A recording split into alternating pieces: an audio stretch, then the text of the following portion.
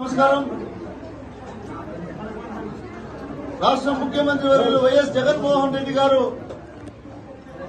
ఏదైతే గత 5 సంవత్సరాల్లో ప్రజలకు అందించినటువంటి మంచి పరిపాలన ఈ ఆంధ్ర రాష్ట్ర ప్రజలందరూ కూడా సంతోషంగా ఉండేలాగా చూసుకున్నారు.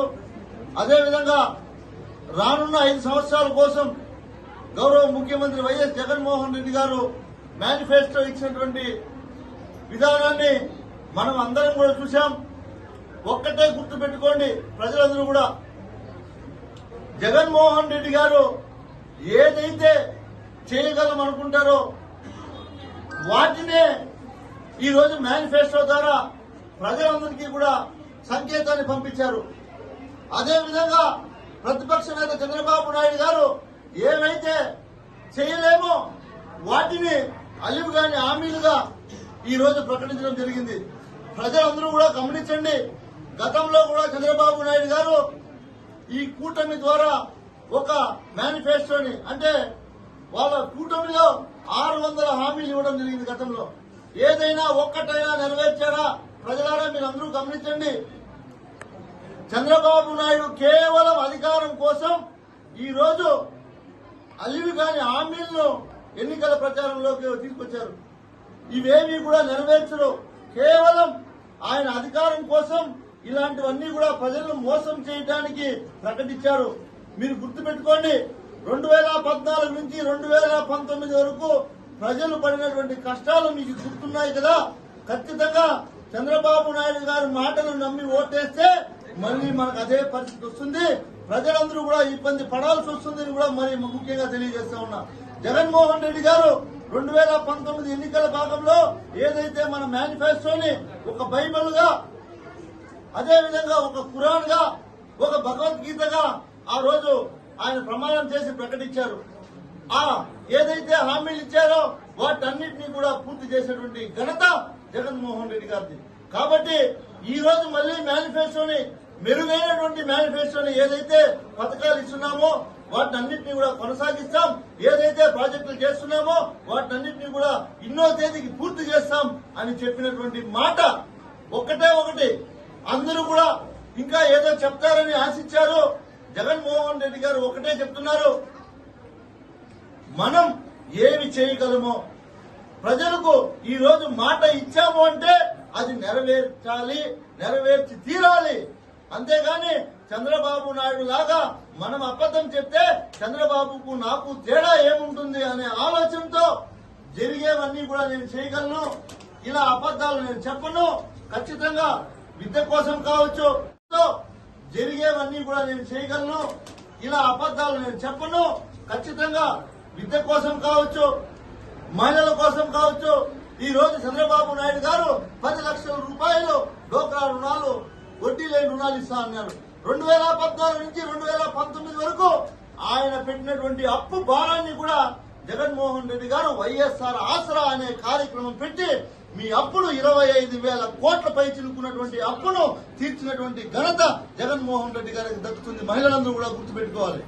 ఆయన మాటలు నమ్మి 10 లక్షలకు వడ్డీ లేని రుణం ఇస్తారనే మహిళలు గారు నమ్మితే ఈ రోజు జగన్మోహన్ రెడ్డి గారు 5 సంవత్సరాల్లో ఒక నిబద్ధతతో ప్రజలకు ఇచ్చినటువంటి మాట కోసం ఒక క్యాలెండర్ పెట్టుకొని ఆ డేట్ ప్రకారం ఆ పథకాలు కానీ నేరుగా టీపీడీ ద్వారా నేరుగా అక్క చెల్లెముల అకౌంట్ లో డబ్బులు వేయడం జరిగింది. అలాంటి పద్ధతి ఉండదు. ఖచ్చితంగా జన్మభూమి కమిటీ తీసుకొస్తారు. మళ్లీ ఊర్లో ఒకడో ఇద్దరో బాగుపడతారు తప్ప తెలుగుదేశం కార్యకర్తలు ప్రజలకు ఏమీ మేలు జరగదు. మీరందరూ కూడా జాగ్రత్తగా ఉండండి. ఖచ్చితంగా జగన్మోహన్ రెడ్డి గారు మాట ఇచ్చారంటే ఆ మాటను నిలబెట్టుకుంటారనేది గత 5 సంవత్సరాల్లో మనం చూశాం. మీరందరూ కూడా పలమనేరులో ఉన్నటువంటి ప్రజలందరూ కూడా గమనించండి. పలమనేరులో ఇంతవరకు కూడా ఎవరూ చేయలేనటువంటి అభివృద్ధిని మనం చేశాం. దానికి మనం అన్ని గ్రామాల్లో కూడా చూసుకోవచ్చు. సచివాలయాలు కావచ్చు, ఆర్బీకేలు కావచ్చు, మిల్క్ సెంటర్లు కావచ్చు, అన్ని గ్రామాల్లో దాదాపు ఈ నియోజకవర్గంలో 70% గ్రామాలకు రోడ్లు పూర్తి చేశాం. అదేవిధంగా బైరెడ్డిపల్లిలో హాస్పిటల్ నిర్మించాం, వికోటలో హాస్పిటల్ నిర్మించాం, పూర్తి వసతులతో నిర్మించాం. ముఖ్యంగా గమనిస్తే పలమనేరు పట్టణంలో మీరందరూ గమనించండి, ఎంతో మంది కొమ్ములు తిరిగినటువంటి వారు 40 సంవత్సరాలు మాది అనుభవం అని చెప్పుకునేటువంటి వ్యక్తులందరినీ కూడా నేను అడుగుతా ఉన్నా. ఈ రోజు మీరు మంత్రులుగా ఉన్నారు, ఎంతో మంది మంత్రులుగా పనిచేసినటువంటి నియోజకవర్గంలో మీరు ఎప్పుడైనా సరే 100 పడకల ఆసుపత్రిని కట్టాలనే ఆలోచన మీకు వచ్చింది ఆ పలమనేరు నియోజకవర్గ ప్రజల కోసం అని అడుగుతా ఉన్నా. మీరెవ్వరూ కూడా ఏమీ చేయలేదు. కేవలం 5 సంవత్సరాలకు ఒక్కసారి ఊర్లలోకి వచ్చి ప్రజలను మోసం చేసి మేము అవి చేస్తాం ఇవి చేస్తామని అలివి కాని హామీలు అబద్దాలు చెప్పి ఓట్లు వేసుకొని పోతే మళ్ళీ ప్రజల్లోకి మళ్ళీ 5 సంవత్సరాల తర్వాతే వచ్చారు. అది మీ ఘనత.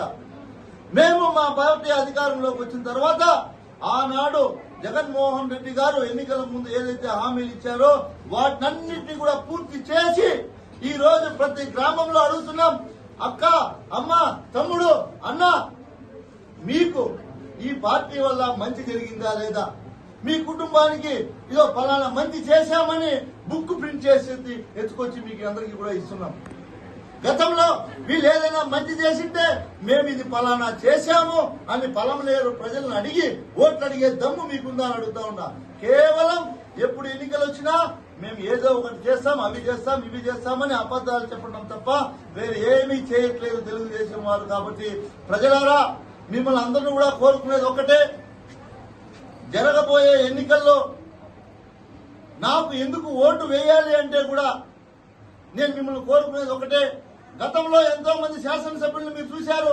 ఏ శాసనసభ్యుడైనా ఓటు వేసుకొని పోయిన తర్వాత మీ ఇంటి దగ్గరకు వచ్చి మీ కష్టమేమి, మీ సుఖమేమి, మీ బాధ ఏమి, నేను ఎమ్మెల్యేగా ఉన్నాను, మీకేమైనా సమస్య ఉందా అని అడిగినటువంటి ఎమ్మెల్యేలు ఎవరైనా ఉన్నారా? అది ఏకైక వ్యక్తి వెంకటేగౌడ్. గుర్తుపెట్టుకోండి. పలమనేరు ప్రజలందరూ కూడా గుర్తుపెట్టుకోవాల్సింది ఒకటే, నేను శాసనసభ్యుడు అయిన తర్వాత ప్రతి గడపకు 2 సార్లు వచ్చా, ప్రతి గ్రామానికి వచ్చా, ఎవరు ఏ సమస్య చెప్పినా ఆ సమస్యను పరిష్కరించాం. కాబట్టి ప్రజలందరూ కూడా నన్ను ఆశీర్వదించి నాకు ఓటేయాల్సిందిగా మిమ్మల్ని అందరినీ కూడా కోరుకుంటా ఉన్నా.